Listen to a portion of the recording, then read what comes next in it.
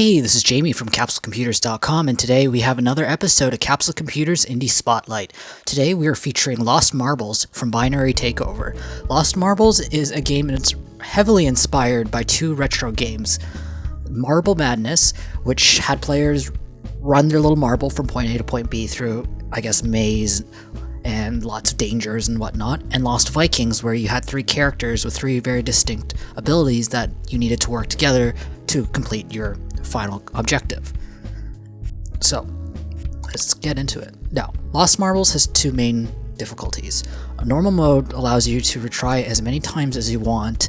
However, if you hit a certain, you would call it checkpoint, any retries will further add to your time. While hardcore, not only do you have no more checkpoints to go back to in case you die, you actually have to go back to the level before and redo it. So there is just really no way for you to do a level by fluke and then continue on in hardcore. You really need to know how to play the game and how to play it well. First off, I'm going to apologize. If you guys have seen my previous videos, you probably know by now I am absolutely terrible at these puzzle, I wouldn't say puzzle, but these platformer games. Unfortunately, I was just not blessed with the ability to tell with amazing depth perception when it comes to video games. Anyways, as you can see at the bottom here, here's your three marbles. The game starts out really slow, so I'll just show you the beginning level right here. It starts out very slow with just one marble to worry about. Now, each marble has its own special ability that will get introduced to you step by step. So now we're getting this is the rubber marble. A rubber marble, as you can see, his special ability, or its special ability rather, is to be able to jump distances. So let's just pop out, and we can start seeing some of the other marbles that you can try out. Now, as you can see right here, there are a lot of different traps and things that will make your life a bit difficult. Now, this is the paper marble. He's really small, but he can just shrink and grow as need be. The problem is, unlike the other marbles, if you do this, that's going to kill you. Pretty much anything and everything will kill your little paper marble. So you're going to have to be very careful about where he goes. On the other hand, he has the ability to do things like, whoops, as you can see, kind of bad at this game. Really bad at this game, never mind.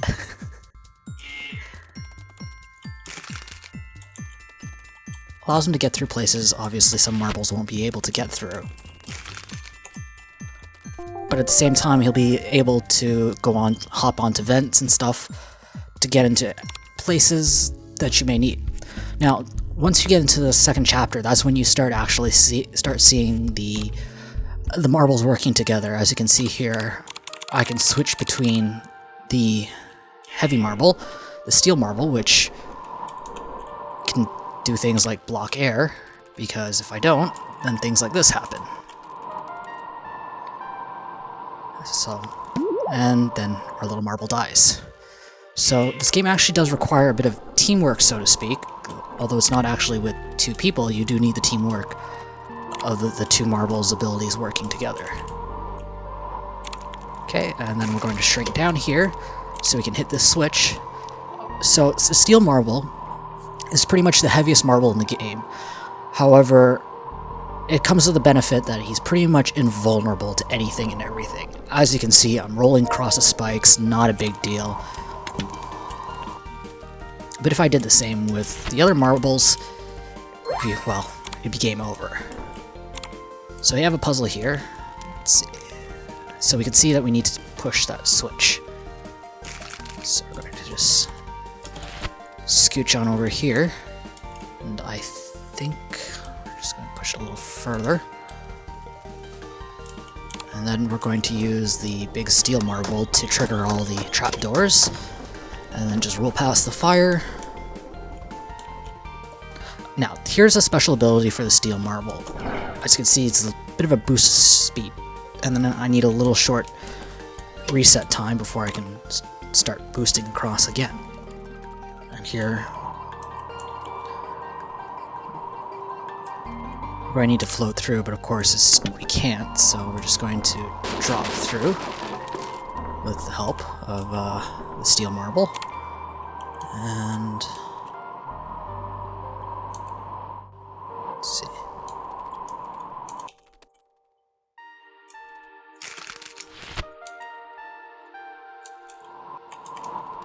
Alright, so I'm guessing I'm going to need to hit that switch. Yep, there we go. Now the difficulty in Lost Marbles does ramp up quite nicely. It starts pretty easy, and at some levels it gets really, really difficult. Now the only real problem I had difficulty-wise is some of the levels are just ridiculously tough. Just the amount of timing required is pretty intense. As you can see, this is one of the levels I have yet to actually complete, simply because it's just... I just could not figure it out for the life of me, but you can see that the level design's actually pretty creative. I was very impressed. As you can see, more of the fact that I'm utterly horrible at this game.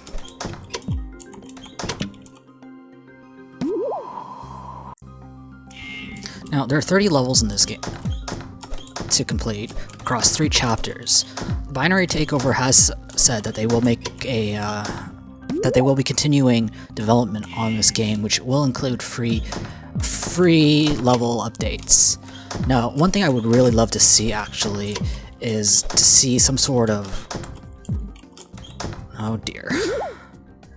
To see some sort of user-created content. I think a game like this would just really benefit from a Steam Workshop style implementation of some sort, and it would really extend the life of this game.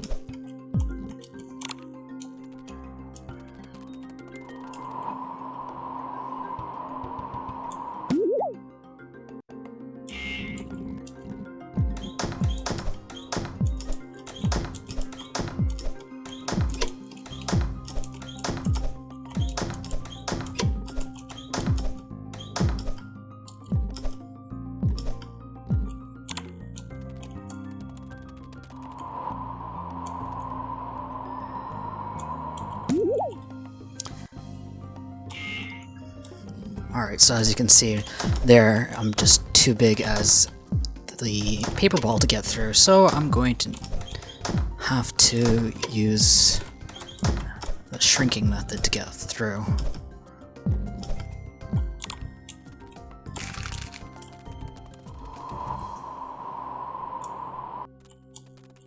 Alright, so we're going to switch back to this ball, because...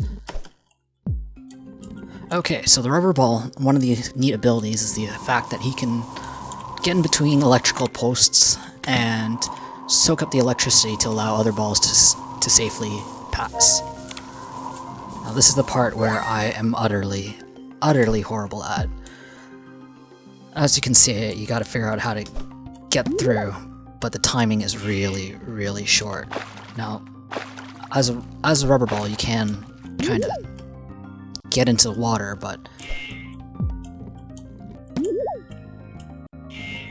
I found the difficulty here was that to get down, you see there's actually spikes underneath. So it seems like you gotta actually just try to time it perfectly that you can rush to the other side, but as you can see, I'm utterly and completely helpless at this game, so we'll have to just bounce out of this level. So eventually, you will see that it gets into very multi-step processes with all 3 marbles.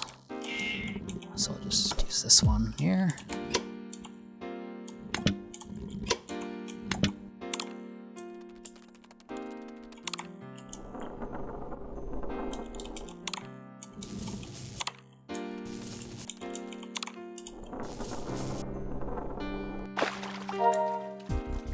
Now the camera angles seems to pretty good for the most part. if you ever really need to adjust the camera, all of the changes can be made easily.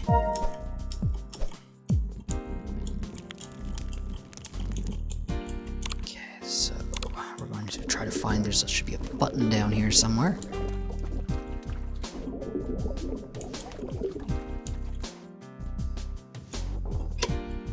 Here we go. And that will allow us to get through here.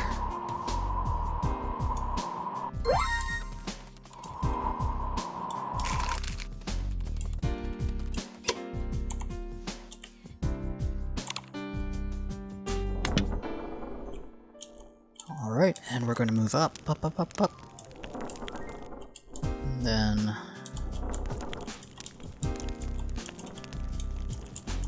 I actually need the steel ball to traverse here.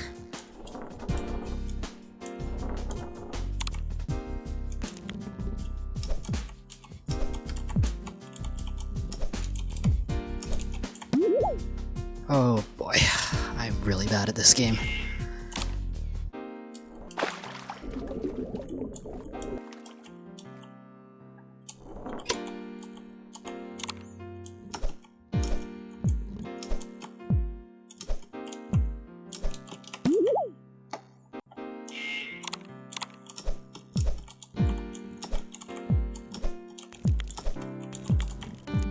Alright, there we go. Short of not screwing anything up from here on in, I think we can actually complete this level within a semi-reasonable period of time.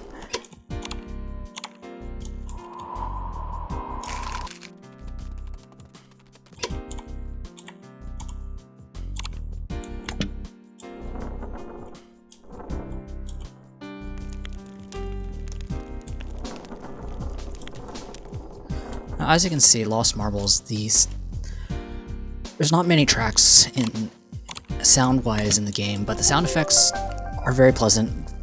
Nice match to the slight cartoonish touch that the visuals have.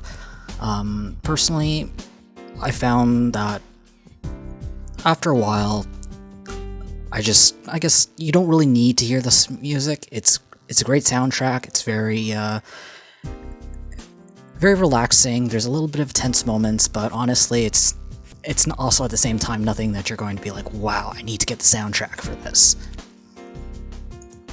So overall, I think Lost Marbles is a great puzzle game. If you're into puzzle platformers, it's definitely a must-have game. It's very creative. It's a new take on the puzzle platforming and really does take a lot of lessons from the two games that did inspire it. If you want to find out more about Lost Marbles, I encourage you to go check out our full review.